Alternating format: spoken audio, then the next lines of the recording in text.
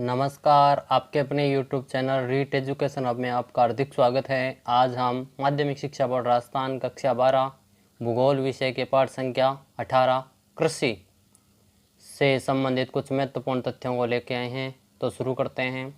सबसे पहले पढ़ते हैं कृषि का महत्व है। विश्व के अधिकांश कृषि विद्वान अन्नोत्पादन व पशुपालन 8000 वर्ष ईसा पूर्व से प्रारंभ मानते हैं।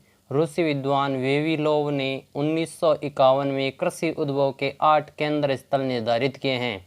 इसमें भारत को कृषि उद्भव का केंद्र माना गया है। भारत में कृषि एवं संबंधित क्षेत्र का योगदान 1950-51 में 53.1% था, जो 2014-15 में सकल घरेलू उत्पादन का 17.5% रहा है। देश के कुल निर्यात मूल्य का 12.7% के लगभग कृषि उत्पादों से प्राप्त होता है। सर्वाधिक रोजगार का साधन मिलता है कृषि से। उद्योगों के लिए कच्चे माल की प्राप्ति होती है। राष्ट्रीय आय का साधन है। विदेशी मुद्रा की प्राप्ति व यातायात संसाधनों का विकास भी कृषि के कारण ही हुआ है। अब पढ़ते हैं भारतीय कृषि की विशेषताएं। जनसंख्या पर निर्भरता है। मानसून पर निर्भरता होती है भारतीय कृषि की।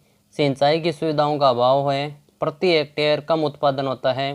कृषि जोतों का आकार छोटा होता है और फसलों की विविधता भी पाई जाती है। अब पढ़ते हैं कृषि के प्रकार। सबसे पहला प्रकार निर्वहन एवं एक व्यापारिक कृषि। भारत में जीवन निर्वाह कृषि एक परंपरागत कृषि विधि रही है। स्वतंत्रता पूर्व से ये जीवन निर्वाह करने वाली एक गहन कृषि के रूप में भी प्रचलित रही थी। निर्वहन कृषि के प्रकार पढ़ते हैं। तो निर्वहन कृषि मुख्य रूप से दो प्रकार की होती है, आदिम निर्वहन कृषि और गहन निर्वहन कृषि। आदिम निर्वहन कृषि को मुख्य रूप से दो भागों में, जिसमें पहला प्रकार है स्थानांतरित कृषि व दूसरा स्थायी कृषि। गहन निर्वहन कृषि को भी दो भागों में बांटा जा सकता है, चावल प्रधान कृषि व गेहूं प्रधान कृषि। आदिम निर्वहन कृषि में स्थानांतरित कृषि या स्थायी कृषि दो प्रकार की, और गहन निर्वहन चावल प्रधान कृषि और गेहूं प्रधान कृषि, जिसमें एक में चावल मुख्य रूप से फसल होती है और दूसरे में गेहूं को मुख्य रूप से फसल के रूप में बोया जाता है। आर्द्र एवं शुष्क कृषि पढ़ते हैं। अब देखिए, आर्द्र कृषि उन क्षेत्रों में की जाती है जहां फसलों के लिए आवश्यक मात्रा में व उससे अधिक वर्षा होती है। सामान्यतः इन क्षेत्रों में वर्षा का औसत 100 से 200 सेंटीमीटर तक रहता है। गंगा के मध्यवर्ती घाटी, प्रायद्वीप भारत के उत्तर पूर्वी भागों, तटीय आर्द्र क्षेत्रों में इस प्रकार की कृषि की जाती है। उत्तर प्रदेश के पूर्वी भाग से अरुणाचल प्रदेश तक आर्द्र कृषि का कार्य बहुत बड़े स्तर पर किया जाता है। आगे बढ़ते हैं शुष्क कृषि। यह कृषि भारत के उन क्षेत्रों में की जाती है जहां वार्षिक वर्षा 50 सेंटीमीटर से कम होती है। कृषि की इस पद्धति में उपलब्ध जल संसाधनों का अधिकतम उपयोग किया जाता है। फुहारों के द्वारा सिंचाई, स्प्रिंकलर सिस्टम, बूंद बूंद सिंचाई जैसी सिंचाई पद्धति का प्रयोग किया जा रहा है। गेहूं, जौ, ज्वार, बाजरा, चना, कपास आदि शुष्क कृषि की फसलें हैं। भारत में इस प्रकार की कृषि पश्चिमी उत्तर प्रदेश, अरावली के पश्चिम में पश्चिमी राजस्थान, गुजरात, महाराष्ट्र, आंध्र प्रदेश आदि राज्यों में कम वर्षा वाले क्षेत्रों में की जाती है। गहन व विस्तीर्ण कृषि, इसके अंतर्गत कम क्षेत्र में अधिक उत्पादन का उद्देश्य रखा जाता है। उत्तर भारत के अधिकांश भागों में गहन कृषि ही की जाती है। विस्तीर्ण कृषि, ये उन देशों में की जाती है जहाँ जनसंख्या के अनुपात में भूमि अधिक होती है, इसलिए खेतों का आकार बड़ा होता है। जहाँ कृषि कार्य करने के लिए बड़ी बड़ी मशीनों व यांत्रिक उपकरणों की आवश्यकता होती है, अतः कृषि के लिए अधिक पूंजी की आवश्यकता होती है। उपरोक्त कृषि को विस्तीर्ण कृषि कहा जाता है। पंजाब, हरियाणा व उत्तर प्रदेश में अधिकांश भागों में यांत्रिक आधार पर विस्तीर्ण कृषि ही की जा रही है।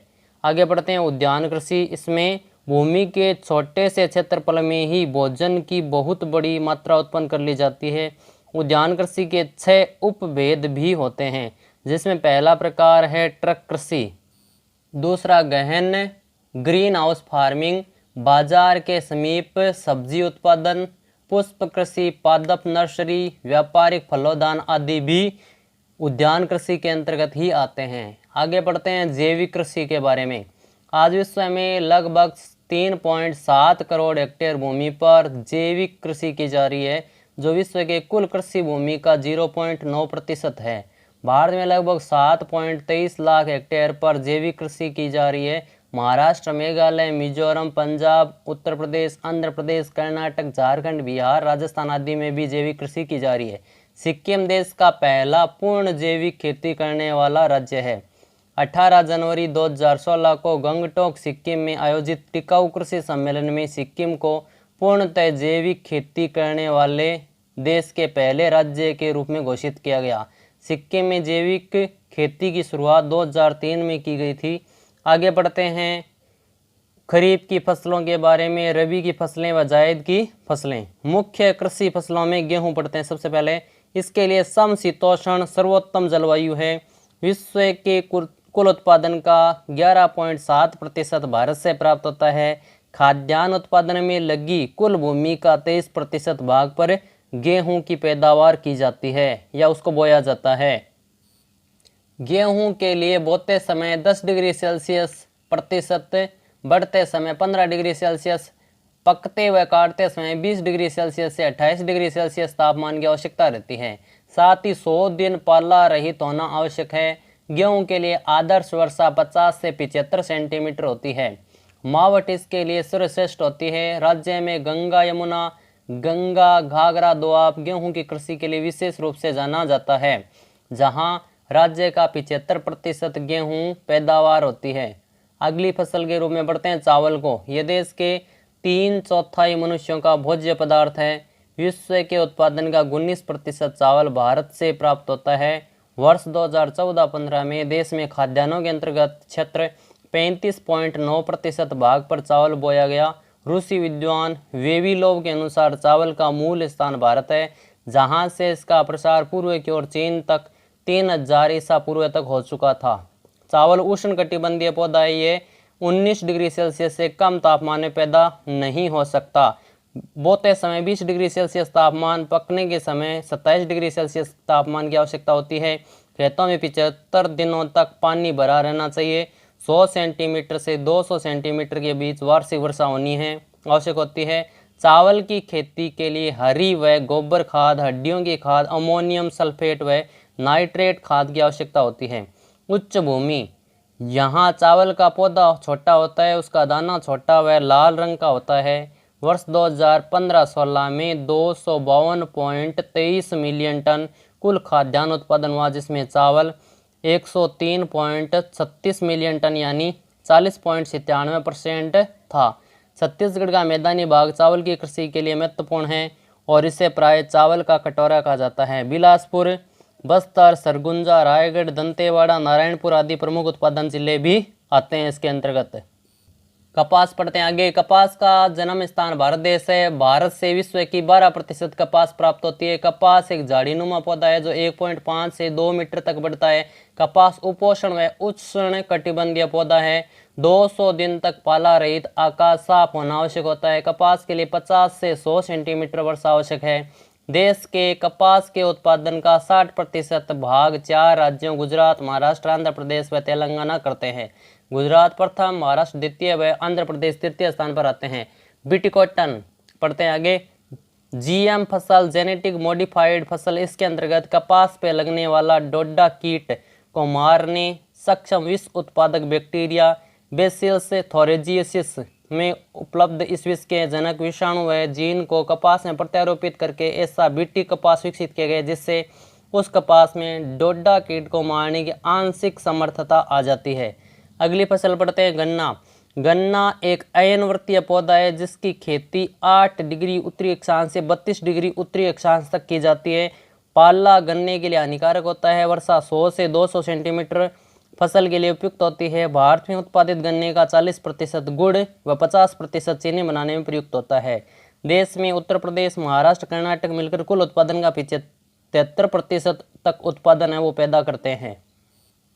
वर्ष 2014-15 में देश में 5% मिलियन हेक्टेयर क्षेत्र में गन्ना बोया गया, जिसमें से 359.3 मिलियन टन गन्ने का उत्पादन किया गया।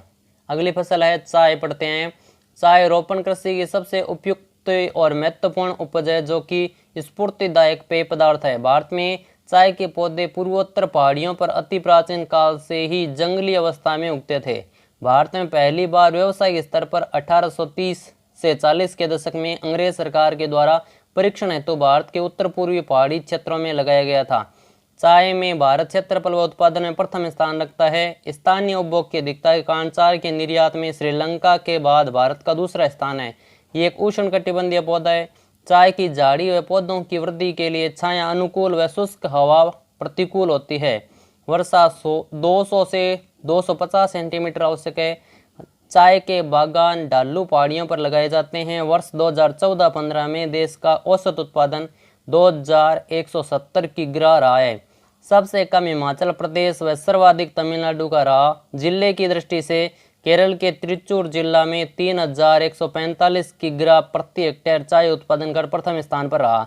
असम सभी आवश्यक भौगोलिक दशाएं अनुकूल होने से यहाँ देश का 52% चाय क्षेत्र व 54% उत्पादन कर दोनों तरफ से प्रथम स्थान पर है। पश्चिम बंगाल दूसरे व तमिलनाडु तीसरे स्थान पर आता है।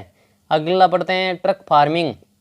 ट्रक फार्मिंग सर्वप्रथम संयुक्त राज्य अमेरिका के कैलिफोर्निया राज्य में प्रारंभ की गई थी।